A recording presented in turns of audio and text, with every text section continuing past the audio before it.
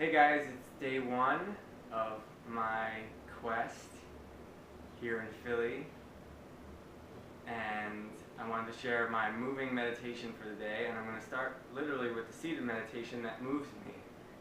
I am here in an Airbnb not far from where they're going to be shooting American Ninja Warrior in Philadelphia, and yeah, it's kind of a rough neighborhood here.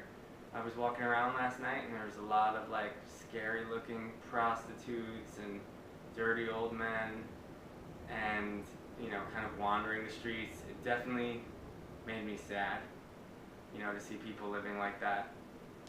And but I actually had a good night's sleep last night, and I woke up as I normally do for the last few months at 4:45 a.m. It's usually right around at 5 at the button, and my understanding, this is the witching hour. This is kind of like when your shadow, a lot of your dark feelings come up, and it's hard to go back to sleep. So what I do, instead of kind of hiding from those negative feelings that I have, my body will ache and I'll have negative thoughts and I just won't be able to go back to sleep, is I actually sit and listen to them and breathe into them and feel them in my body. Yeah, and it's a hard practice to do, actually. It's hard to just commit to getting up even though you're lying down and you feel gross and you'll feel better if you sit up and meditate, because I've had that experience. It's hard to do because you're tired and you don't really want to face all of that. But then when you do, afterwards, I feel just amazing. So I wanted to share just a couple of things and a short story about kind of this practice and what it does for me. When I was like 8 years old, I was at the Buckley Fair. Buckley was this grade school. It's kind of like Hogwarts, right? Like it's very Harry Potter-esque, kind of quaint and isolated private school out in Long Island. I grew up in Queens, but I went to private school in Long Island for grade school. And they had this fair, and it was kind of this amazing moment for like everyone to play and run around outside, and they had carnival rides. And I always kind of attracted beef from like the older boys in grade school because I was more athletic than most of the kids that were 1 year older than me. And they really didn't like that, and I also wasn't shy about it. Like I also like felt really confident in my body and moving. It was really where I excelled and felt like where my passion and interest lied. And so it came naturally to me, and I wasn't very submissive, so then they would try and make me submissive, and then we would get into fights. And the Buckley Fair was one of these moments where like we had a lot of free time to create a lot of trouble.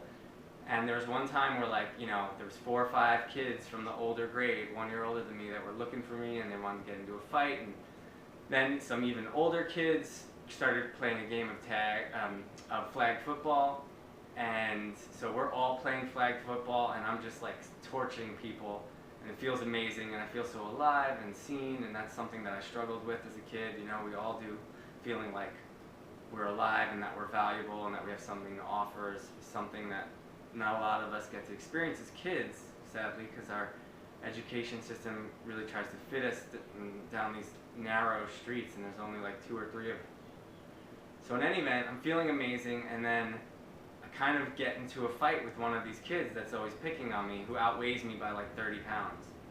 And I was a martial artist already at 8 or 9, and they were egging us on to fight. I didn't really want to fight, and next thing you know, we're squared off fighting, and there's a lot of emotion pouring through my body and a lot of energy, and we're standing there, and I just, in the very first move, I drop down and I do a reverse sweep, because he was a big guy, and he was facing, sideways, as he should be, to make himself a smaller target. But I just did a reverse sweep and took out his front leg from behind, and he just collapsed.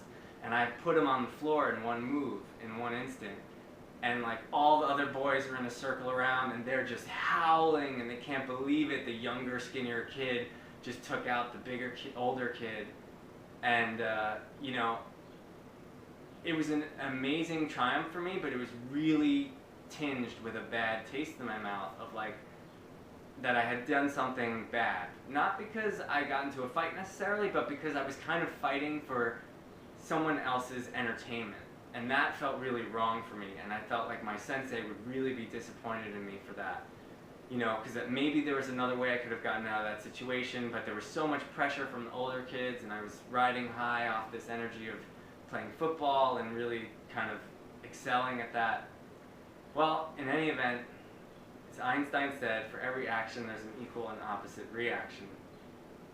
And it's like a few hours later in the afternoon, and I'm standing over in the corner of the field hanging out with some friends, and all of a sudden the ground leaves my feet. And I literally had this moment of like, wait, what happened? The ground is no longer there, and there's someone behind me.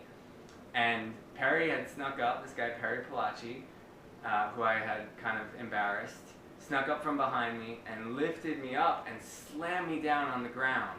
Like, he literally lifted me up and slammed me backward like that. He was much bigger than me. And he snuck up on me, and nobody saw it coming, certainly not me.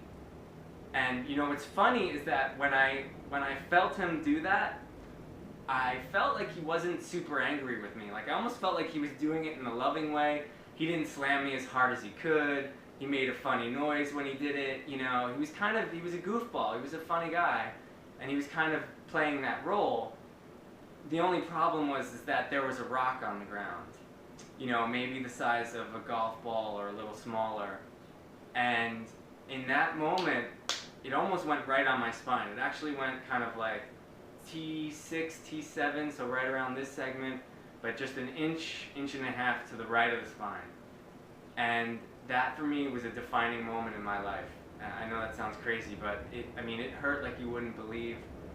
And it hurt so bad that I completely shut off this area. Like, I couldn't sense it, feel it. This area became like numb to me, and I forgot about it. Like, you know, there's different levels of pain, and the most pain you can experience is when something is so painful. The highest level of pain is when something is so painful that you won't even let yourself experience it. You won't even let yourself feel it, right? Like, if you get your hand chopped off, like, there's so much like, holy shit, what just happened, that a lot of times you don't even feel the pain for a long time until, you know, it catches up to you. Well, for me, it took 10 years for it to catch up to me because I totally compartmentalized it. And it was like this seed inside of me, you know? It seems like it was such a horrible thing to happen, and it really was, but it ended up being one of my most important and ruthless teachers in my life because it taught me so much. That seed sat there lying dormant for 10 years until I'm 25. Well, it's even more than that, right? It's like 15 years. I'm not even thinking about it. I've always remembered that moment in grade school, but I've never really thought about how it affected my body. And I'm working out a lot and getting into working out. I'd already been through my whole drug abuse phase in my teenage years. And yeah, then I hurt my neck snowboarding. And so I make this vow, right, to like fix my neck and not get surgery and find a way. I just commit to it. I have this whole experience of like, well, I did this to myself, I hurt myself, so if I did it, then I can heal it, right? And so instead of trying to give my authority away to some external, you know, doctor, I was like, I'm going to try and find a way to heal this. I'm going to do everything I can before I get surgery, and I vow to find the root cause of this neck injury. And 2 or 3 years of physical therapy, and this starts to really heal itself, and it leads me to this. Very directly, I can feel when I'm getting treated in PT that like, oh wow, this is the foundation for the neck, the T-spine, and it's totally connected, and I can feel the connection in my body energetically. But I'd totally forgotten about this experience in grade school. And then it finally popped up, and I told my Sifu about it, you know, who's a traditional Chinese medicine practitioner, doctor, and Taoist master, and acupuncturist. And he said, that's a dimmak, it's a death point, right? In martial arts, it's this spot where you can press it hard enough, and if you press it hard enough, it can kill someone.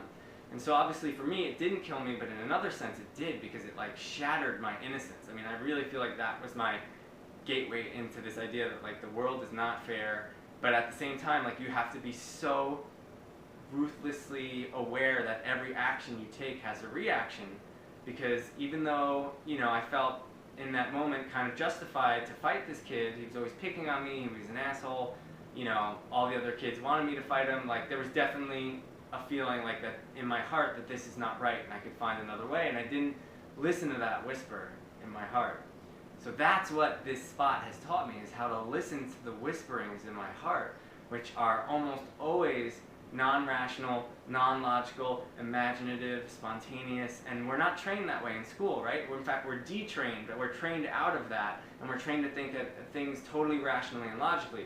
The problem is that life is not purely rational and logical, and developing your imagination and creativity is not necessarily a rational, logical practice. It's a feeling, healing practice, and so is meditation. Meditation is a feeling, healing practice. So I have this kind of impact trauma. I'm 25 and I start to finally heal it, and it becomes clear that now it's not so much on the level of the physical tissues, but it's more on an energetic level. So energetically, what I feel is that that spot where that rock entered my body, energetically, there's like this energetic knot, right? It feels like it's just the tissue is bound up there, and from that spot, it tugs on my right scalp and on my clavicle and on my jaw, and I can feel all of this, and on my neck where I had that disc herniation from snowboarding. So, I start meditating a lot, and I started meditating when I was 16 years old, quite frankly, because, I started doing hallucinogens when I was 15 or 16, acid and mushrooms, and I started having these experiences that were deeply spiritual, and I had no reference for whatsoever, except for maybe dreams, except they seemed so much more awake and alive. And so that created this doorway for me into this idea that, like, whoa, there's so much more to life than what people think. So I started meditating when I was 16 and having all these kind of interesting out-of-body experiences, but it was kind of wild and chaotic, and it kind of freaked me out a lot of the time, and I moved away from it for a little while. But then once I was around 25 and I had more experience with Tai Chi and these softer martial arts, I started meditating, and this energy knot in my body started to really kind of come to the forefront of my awareness every time that I would sit. And so now what happens, and what happened this morning when I was meditating with my shadow, is that my whole body moves and vibrates spontaneously. So I'm not doing it. The more that I relax, my conscious mind, the more my subconscious, my body, just naturally begins to shake out this trapped, stored energy that got locked inside of me when I experienced this impact trauma. There's amazing science on this, on how the body can heal itself through spontaneous shaking. Dr. Peter Levine is probably the most, I'm forgetting if it's Peter Levine, but his book is Waking the Tiger, and he talks about how, there's 3 reactions when you're under a lot of stress, and it's fight or flight, which are the ones that we know, and are more kind of commonly known, but the third one is freeze. Sometimes an animal in the wild can freeze when there's imminent danger and get out of the danger by being frozen. What happens in the wild, though, is that the animal will, after the danger is passed, spontaneously shake. Because when you get that fight or flight response and your nervous system goes into full sympathetic mode and the adrenaline's pumping, it generates all this momentum in your energy systems that wants to be released. So once the danger is passed, the animal will shake spontaneously. And all mammals do this. But a lot of humans don't, because we compartmentalize and refuse to feel what just happened in our body, and then that energy gets locked inside of us. So when I meditate now, it's like this energy knot is slowly unwinding and releasing itself. And so yeah, I wanted to share just a little bit of how I meditate and my experience with it, things you might experience along the way.